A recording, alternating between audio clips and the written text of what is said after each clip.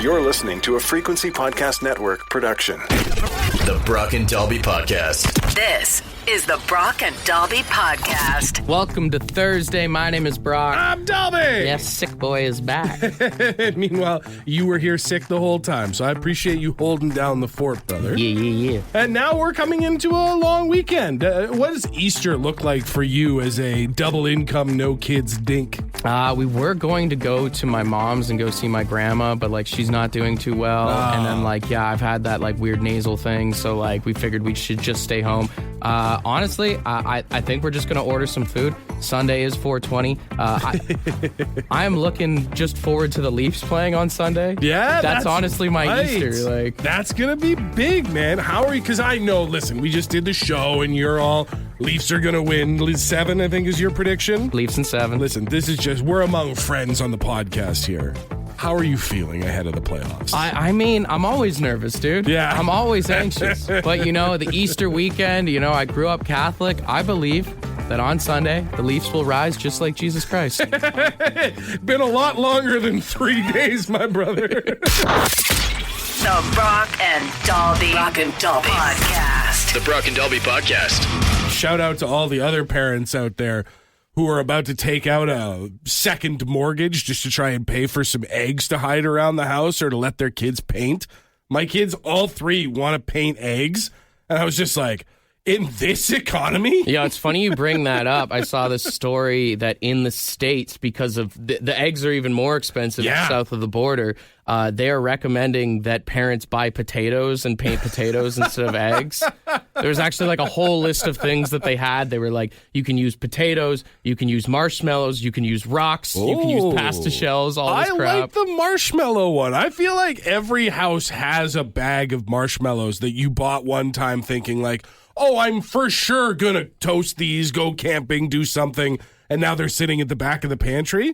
Use those to paint instead of going out and buying perfectly good eggs and letting your kids run wild. Yeah, you can if you want, yeah. I was also thinking that if you were maybe a little bit more exciting in your youth and you have an old beer pong kit that you have not used in quite some time because now your Fridays are with the kids, take the old ping pong balls. Let the kids paint those. You know what you can actually do with golf season on the horizon here? You can get all your golf balls out. Oh. Get your kids to paint your golf balls. Yeah. And when you're mad, you hit them into the woods. Here I thought it was going to be this really sweet moment of then every time this season when you go golfing, you'll be able to take your kids with you and you'll have really bright, easy to find balls. If you've ever just wanted to drop your kids off somewhere and just leave them, get them to paint some golf balls. Lose them in the woods, lose them in the water, wherever it is. Just throw it if you want, I love the idea of taking your frustrations out on your golf balls instead of on your actual children. Yeah. That's a great answer. The Brock and Dalby Podcast. I do like the text we got in here at 762-555 from Brian, who says you can just crush some beers and get your kids to paint the empty ones. Paint up the cans. That's a good one. Just honestly, things that are lying around the house. Cans, bottles would also be good if you peel all the labels off and stuff like that. Someone texted in light bulbs are egg-shaped, although you got to be careful with letting the kids play with old burnt-out light bulbs. Yeah. If you've got any of those lying around. I also saw one text that says, if you have any old pill containers, you just put the lid on there and let them paint it up. Which would then beg the question, who's keeping old pill containers? I mean, if you've got any of those containers from the dispensary. Right? Yeah. You can do that as well, yeah. This text I liked said that balloons, water balloons, and I like the idea of letting the kids paint water balloons and then hiding them around the house and just being as soon as you find it, you can throw it at one of your siblings and let them just start an all-out war in the house. I don't like it in my house, but I like it in another person's house. The crazy thing is the price of eggs right now and the price of chocolate eggs are also insanely expensive right now. Yeah, no, we've been lucky. My mom has not trusted me to do things like Easter for the last 5 years or so. Don't know why. So she sends a box every year of the eggs and the candy and all that stuff. And I'm thankful for it this year. That's probably the most valuable, expensive gift I'll get all year. I always think the funny thing about hiding chocolate eggs in the house is you always I don't know, when I was a kid, it would be we'd wake up in the morning and the Easter Bunny would leave a note being hey, there's 93 eggs hidden in the house. Oh, smart. But you only find like 89 of them. See, that's the thing. My Easter Bunny and my kid's Easter Bunny doesn't leave notes, doesn't write anything down, doesn't leave a map or an itemized inventory. All of a sudden, you're sitting on the couch one day and you're like, what is this mushy thing here? Delicious Thanksgiving chocolates. What a lucky find. I know an Easter Bunny who, rather than just hiding them around the house, he just goes in the backyard and just throws the eggs everywhere. Not as meticulous as the other Easter bunnies. Kids just got to get out there before the wildlife. That's the only problem with that one. Got to get out there before the dog does. The Brock and Dalby Podcast. I think most of us hope that at no point in our lives will we ever have to call 911 to report an emergency. But I feel like we would also hope that if we did call, we would get a better response than this. A dude in Georgia called 911 because his wife called him at work and said, I think someone's trying to break into the house. There's someone outside. They're like banging on the doors, banging on the windows. Obviously, this guy is now freaked out. He wants to make sure that his wife and his kid are okay. He starts calling the police and he tries to call 911. Calls once, no answer. Calls twice, no answer. On the third time, it finally gets picked up and all he hears is this. Big riddle? I'm sorry, what? She was in the middle She ordering food? of ordering her McDonald's breakfast Yo. while answering the phone. And I'm guessing it's She doing that like thing where like you got the phone there and like someone's like, what do you want? And you're like, I just McGriddle. But, like, that's my assumption. Obviously, they're like, oh, we have to do an internal investigation. We'll get to the bottom of this. We regret that this happened. My guess is, yeah, someone was like, yo, I'm doing an office breakfast run. Mm-hmm. What can I get for you? And she was like, I got to take this thing. Give me a McGriddle. Give me a McGriddle, please. Hi, 911. What's your emergency? I mean, I'd be so pissed if I was that guy. But then on the other end, like I've been there when someone's ordering food and you're on the phone and you're like, just give me whatever. Like You don't want to be the only person at the call center that's not eating breakfast at that point. And that's the thing, man. It's like, he's right to be pissed. He thinks that his wife and his child are in danger. Oh, he was not loving it. That's for sure. And all he's hearing is her ordering a McGriddle. But on her end of things, I've known people that have worked 911 dispatch before. You don't get a lot of opportunities to like take a break and eat. So I get being like, yo, get me a McGriddle. Dude, take a break and eat, let alone, man, imagine being on the phone with someone and you really got to drop a deuce or something. It just starts hitting you. It's got to be one of the toughest jobs to probably take a bathroom break at. Honestly, because some of these calls, like some of them are very quick, right? Like, okay, what's your emergency? And we'll send somebody out to you. And all. But there's other ones where you have to stay on the phone with the person. Even if you just got a fart. Yeah. Like, it's going to squeak through and they're going to be like, are you just ripping ass right now? Sorry, did I hear something over there? Nope, nothing. Everything's fine. Tell me more about what's going on right now. Honestly, I have so much respect for 911 operators. Even if you were having a bad day and like you can't even be like right. Because you know they get so many BS calls. With the serious ones, there's even way more silly calls that go to 911 where like they want to be like, Dude, imagine how strong the urge must be when you're like, what's your emergency? And somebody says something to just be like, for real? Mm-hmm. That's it? I could be eating a McGriddle right now. In your mind, you're like, quit being a female dog, dude. Shout out to the 911 dispatchers out there. Just maybe don't answer the call until after you put in your breakfast order next time. This is the Brock and Dalby Podcast. Last night we had the federal debate. And it was kind of hard to watch, at least for me, just with the translators speaking over them as they had to speak in French since they were in Quebec. I mean, obviously, you need to have, when they're speaking in French, an English translation. When they're speaking in English, a French translation. It's the languages of our country. But the entire thing was in French, so they had to, right? Mm-hmm. So watching the debate last night, it was weird with the translators, the various voices going back and forth. I did like the infliction of tone they had with each other. Like, they were really good, other than the guy that was doing the voice, at least on CBC for Pierre Poilievre. Okay. He seemed like he was nervous or something. He was all over the place. As far as translator goes, like this is your Super Bowl. This is the biggest gig you'll get. And there was one part that made me really giggle where, I mean, translating things from French to English or English to French kind of went a little wrong. I don't know if anyone else booked this. And I would also make sure that we could send our energy to Europe to break Europeans' dependence on Putin, and to break our dependence on the U.S. Apparently, when you translate Vladimir Putin's last name, it does translate to Poutine. Which is great because then by the phrasing, it makes it sound like we're worried the Europeans are addicted to poutine and we can't help them get off of it. It made me laugh so hard. Putin's dependence on Putin, and to...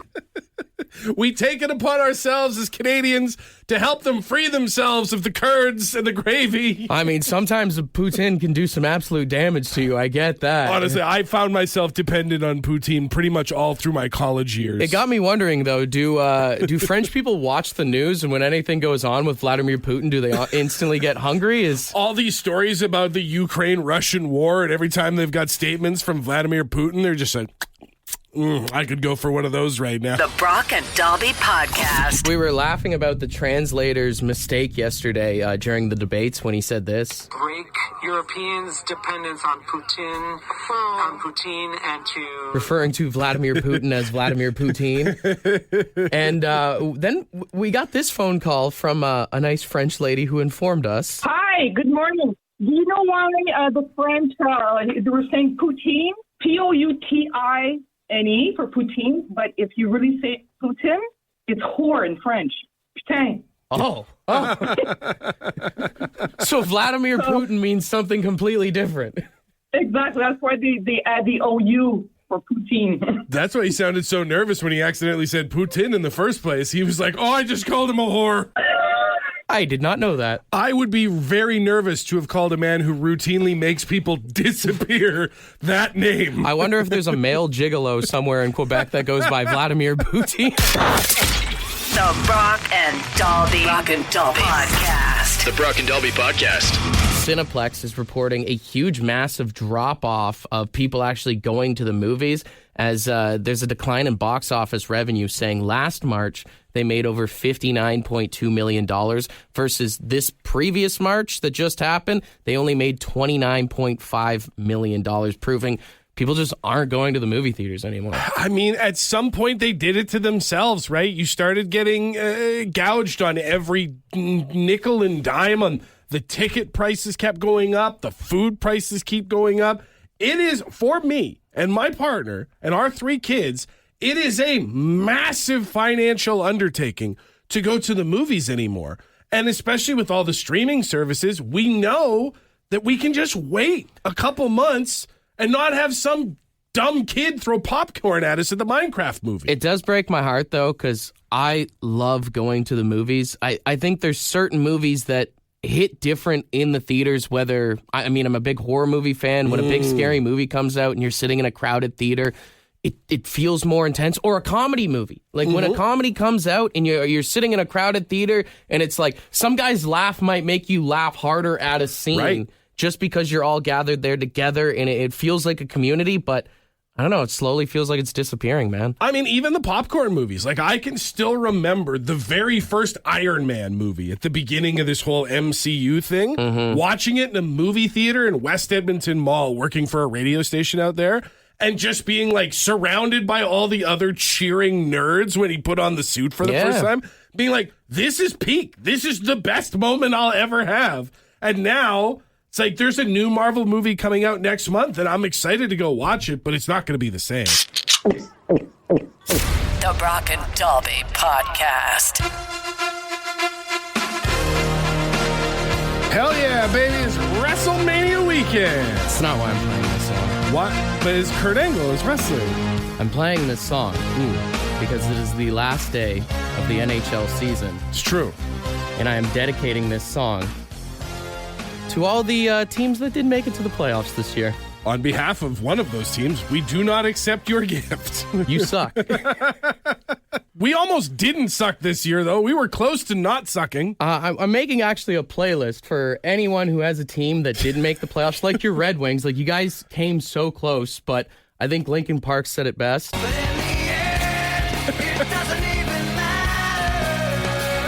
You know, it's nice of you to build a playlist, but I am fairly certain no one asked for this. I think there are some people that need to hear some songs, you know. Maybe you were a Bruins fan and you're just like, I can't believe we didn't make the playoffs here. You know it's sad,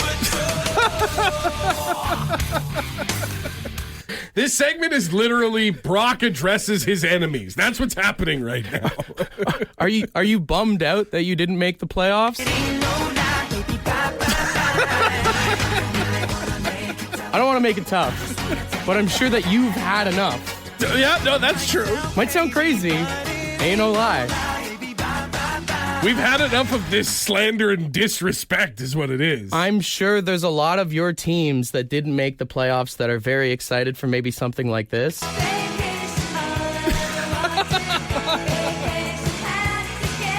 Boy, is this going to come back to bite you if the Leafs lose in like 4 or 5 games. Well, I mean, hey, at least we're in the playoffs. To the rest of you, I'd like to say... No, get out of here.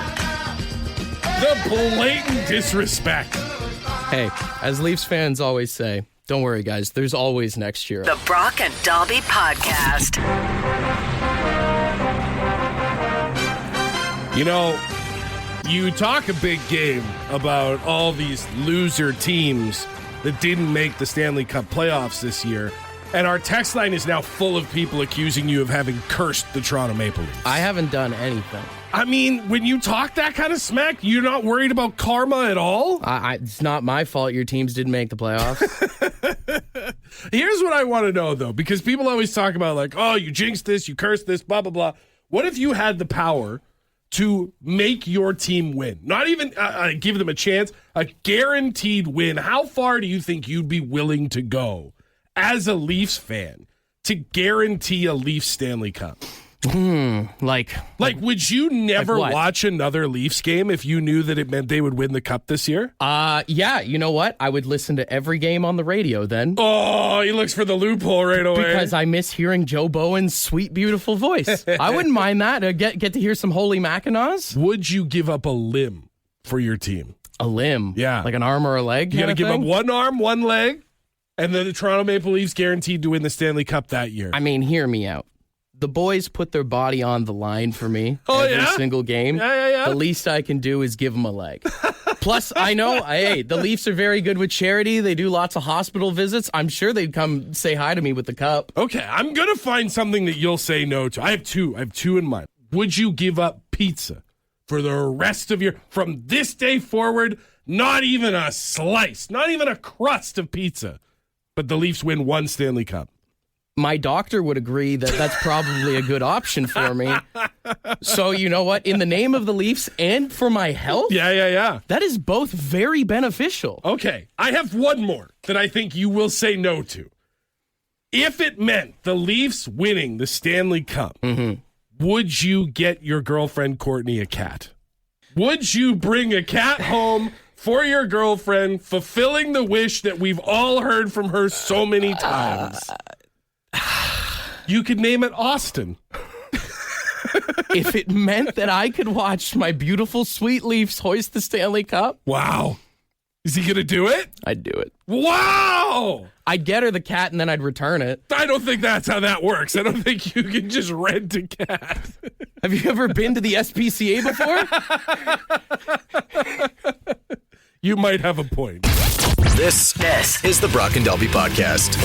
It looks like Fire Festival 2 has officially been postponed and tickets are being refunded. I am shocked. Yeah, it's crazy to think that the guy who committed fraud before, people were still willingly ready to throw money at him. Like they didn't even have the decency to change the name of the fraudulent festival. Well, the best is he said it was going to be at this island in Mexico. Yeah. Mexican authorities were automatically like, we've heard nothing of this. Absolutely not. He refused to announce any of the bands or artists that were going to be there. And then on top of that, nobody knew a thing about this. Like, there were no employees. It was just that same guy who organized it before, went to jail for the same thing.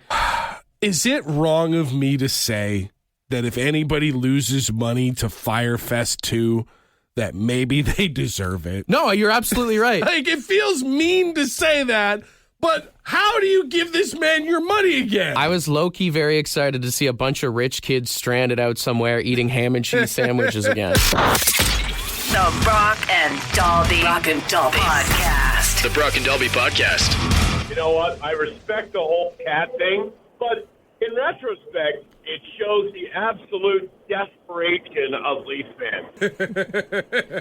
Brother, I am desperate. I am more desperate than a guy at the bar at last call. I hear you, my friend. And, unfortunately, I don't feel that desperation because I'm a Montreal Canadiens fan. Bet you were feeling the desperation last night. We were, man, but we're in. That's all you could ask for. And that should worry you. Now, Montreal Canadiens fans are like kids who grew up rich, you know? They don't know the struggles, right. You know? Enjoy your 24 Stanley Cups. I will enjoy the 25th one, all right. Yeah. The Brock and Dalby Podcast. I'm pretty sure the Leafs are going to set a record this year. And what's that record? Longest without a cup. Even more. I'm pretty sure we've set that a few years ago. But he's got a point. Every year that they don't win the cup, they set it again. Exactly. So every year you get a new record. I've always wanted to set a Guinness World Record. Who knew, being a fan, I was technically a part of one. Yeah. Well, you know what Leafs stands for, don't you? What's that? Losers even after 58 seasons. Oh, shit. Get out of here. It's good until the 60s, so maybe you'll win it in the 60s. Here's to 59, brother. The Brock and Dalby Podcast. A scientific study has confirmed that men who are 5'9" and under will live longer than men who are 5'9" and taller. Really? Yes. Well, that's good because it'll give them more time to come up with excuses for being so short. Additionally, it says they will live around 7+ years longer than anyone that is over 6 feet tall. Oh, so is it a bummer that you found out that you're 5'10" now? Is that you sacrificed all those years? Do you feel good about being tall now? I'm just saying, as someone who has been made fun of their height before, just know that you will live longer than those lanky buggers that walk among us. Well, and you. Don't say us. You're one of us now. You're too tall for this survey. You made me measure you. You're not 5'9" and under. That's okay. You're going to die. I'm speaking for the people because I'm not a short king, but I feel for the short kings. You're their representative. As someone who has been slighted as a short man, I just want the short men out there to know that it's not an issue. It's not a problem. You made it out of the too short to ride this ride line, and now you're speaking for your former compatriots. Yeah, we've been smelling all your farts, but we get to live longer. This is the Brock and Dalby Podcast. I don't know if you've seen the new Rona ad campaign about half-assing at all. No. They've got these ads that go... Son, no one likes a half-ass. No one. And then they've got this half of a donkey that looks sad every time a contractor is fixing a shoddy job and they keep calling it a half-ass job. It's so well done. Some designer out there had to CGI up that half a donkey and did a hell of a job. It's a really funny ad, but apparently the Donkey Sanctuary of Canada did not find it funny. This lady is very upset. Listen to this. Actually quite stunned and horrified. I couldn't believe my eyes what I was seeing. I actually felt physically ill. It really left me with a very negative and empty, just a very bad feeling. She knows that that's not a real donkey, right? Yeah, she's quite upset, and mainly because of the stereotypes that we associate with donkeys. Here she continues. Donkeys are hardworking animals. Donkeys around the world are, in for example, third world countries, working in the kilns, brickworks, collecting garbage in cities. They're smarter than horses. Where we deem them as being stubborn or stupid, that's really not the case. I do find it ironic she has no problem throwing a couple strays at horses. I was going to say, why are horses out here catching strays when this lady's trying to talk about a Rona commercial? Right? What did a horse do? I love animals. You know me, but I feel like this lady's being a tad dramatic. I don't think a donkey's ever been hurt that anyone's said half-assed before or jackass in general. Here's some crazy news for anybody that might not have known. They don't understand. Horses, donkeys, animals in general do not understand television commercials. If that was the case, pigs would be absolutely devastated how we refer to other humans as pigs. That's true. Yeah, if any animal is out there catching a lot of heat on their name, pigs is way up there. Do you think geese get mad when we call someone a silly goose? You know what? Not all of us are silly. Some of us are very serious. Pigeons probably hate hockey players. They hate hockey players more than they hate statues. Wait till the Cat Society finds out what we call female body parts. That press conference is going to be fantastic. The Brock and Dalby Podcast. The Brock and Dalby Podcast. $1,000 minutes. All right now we've got Marty on the phone. Marty, how you doing this morning? Good, feeling good. I'm happy I got through. It's a good day. All right, buddy. Would you consider yourself a smart man? I'd say slightly above average. There you go. Okay. That's what I like to hear. The man's coming in with a good attitude, positivity, upbeat. I like this, Marty. We got a long weekend upon us here. Let's start it off right with giving you $1,000. Are you ready to get going here? I'm ready. All right, I'll count you in from 3 to 1, then the timer starts. Let's do it. 3, 2, 1. What is 80 minus 11? 69. What is the capital of New Brunswick? Oh, Nova Scotia we'll go with for now. What pop star went to space earlier this week? Oh, Katy Perry. Who do the Toronto Maple Leafs play in the first round of the playoffs? I'm not sure. Colorado? Which planet has a ring around it? Oh, Saturn. Who wrote the book The Cat in the Hat? Dr. Seuss. Who lives in a pineapple under the sea? SpongeBob. What type of pasta is used to make Kraft dinner? I'm not sure. It's not rigatoni. I'm not sure. Who is known as the King of Pop? Oh, no. I'm not sure. Justin Bieber? Oh, we don't even get to question 10 there. Well, which means... Yeah, I did bad, lads. My bad. Unfortunately, Marty, that does mean you technically get 5 wrong, which we haven't had to do it all week. Yep. That's fair. It's an automatic shame bell for 5 wrong, but also, Marty, I think we got to go back through some of these. Now, you passed on the type of pasta used in Kraft dinner, otherwise known as macaroni and cheese, my brother. Oh, Lord. Yeah, I was overthinking it. That's a tough one. I'm going to guess not a big sports guy. Leafs play the Senators, not Colorado. I haven't shut up about it. Yeah. So. The King of Pop is absolutely not Justin Bieber. That's Michael Jackson. But I think the one we need to focus on is you were asked, what is the capital of Canadian province, New Brunswick? And you answered Canadian province, Nova Scotia.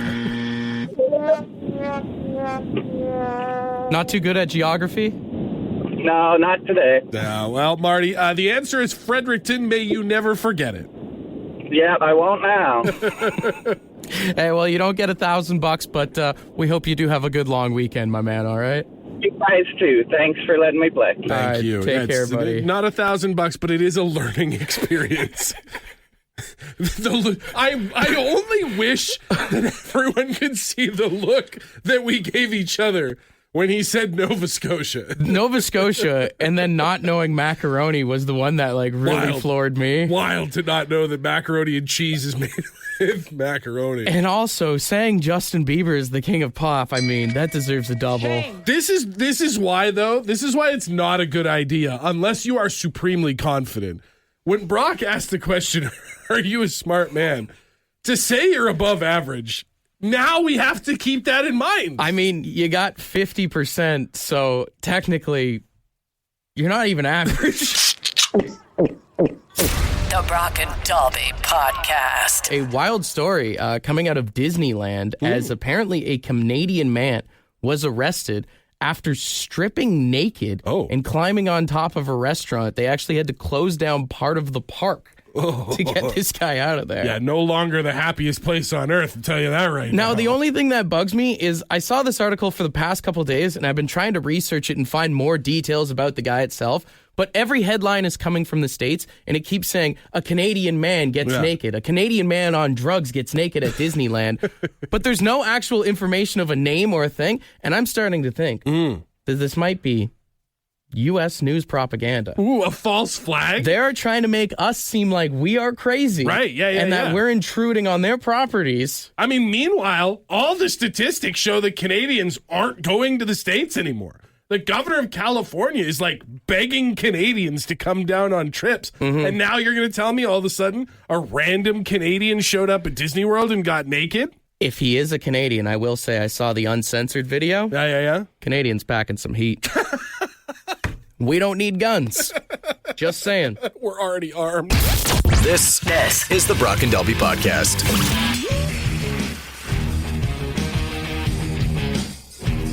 Text us now. Text us Thursday. Wow. Text us Thursday. Hell yeah. You think you want to text us? You know who you're texting to? I would hope so.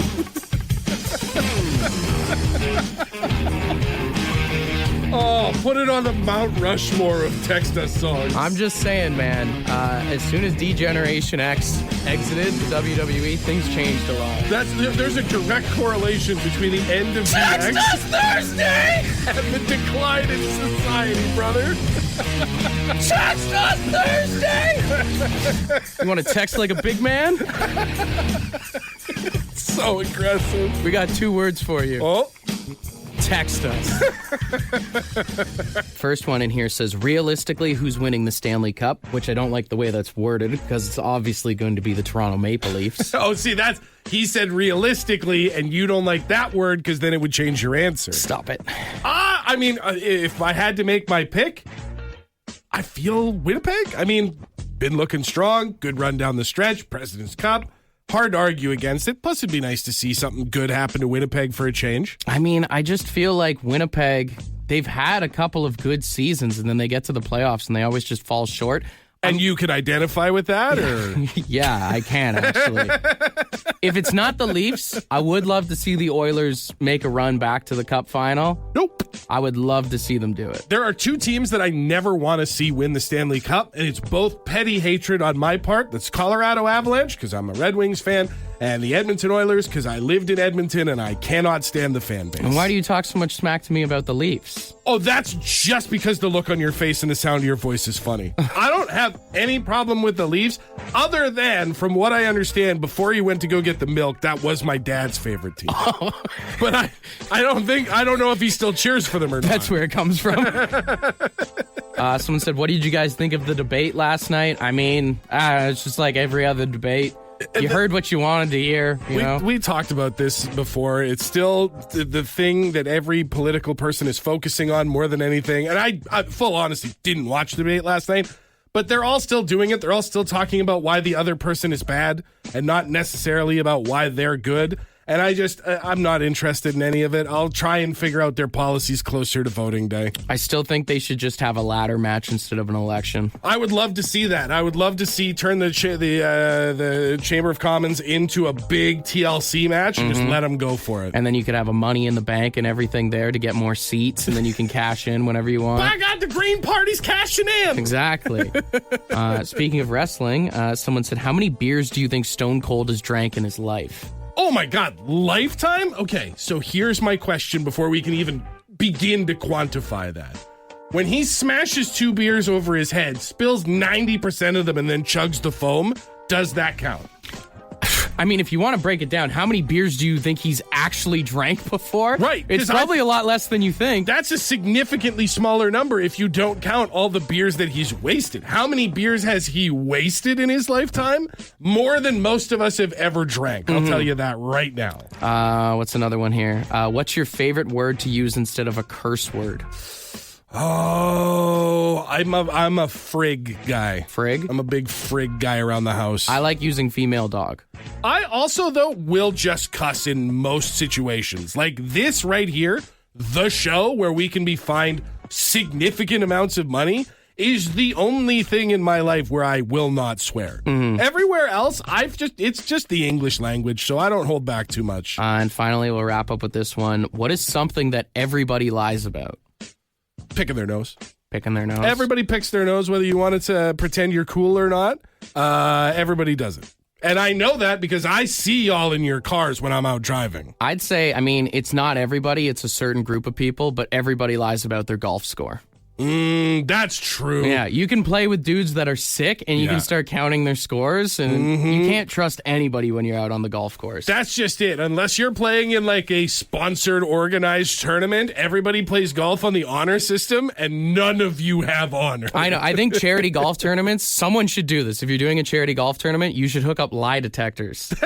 As they sign their card? Yeah, like as they come in to the 19th hole, you should have them all with a lie detector and be like, was this an honest scorecard? Just that one dude sitting in the corner doing the thumbs up and a lot of thumbs down. Maury's not doing the TV show anymore. I'm sure he would take some money. The Brock and Dalby Podcast. The Brock and Dalby Podcast. Ed's word of the day. Let's see what he's got. Good morning. Today's word is fancying. Yep, fancying. Fancying. Fancying. It's delighting in or getting a kick out of, or getting high on, or taking joy in. Right. It sounds like fancying to me. I like that. Anyways, that just about does her. Have an excellent weekend. Happy Easter. And, yeah, I hope you end up fancying it. Cheers her up. All right, bud. I'm going to wager that Ed's been fancying an old Milwaukee or two this morning. I will say, I do like that. It's kind of a classy way to say, like, you want something. Like, fancy a pint? Yeah, well, it's got like an old school connotation to it. Like it's a classic way of asking something. It's got a way of elegance to it, as opposed to just being like, we'll go grab a beer. Yeah, fancy a pint. You're hanging outside the ber, and there's nothing worse than being that guy bumming smokes off people. You want to sound a little more classier. Fancy for a dart? I think it would have to be the other way if you were offering. If you saw a guy who was struggling and you wanted to be charitable. Fancy you a dart? Fancy a dart? Fancy a light? Can I help you? Fancy you a putters? Fancying. Use it wherever you can, my liege. Want to be part of the podcast? Leave a message on the Bad Line. The Bad Line is the answering machine for the Brock and Dalby Show. To get the number, text the word BAD to 762-555. Thanks for listening to the Brock and Dalby Podcast.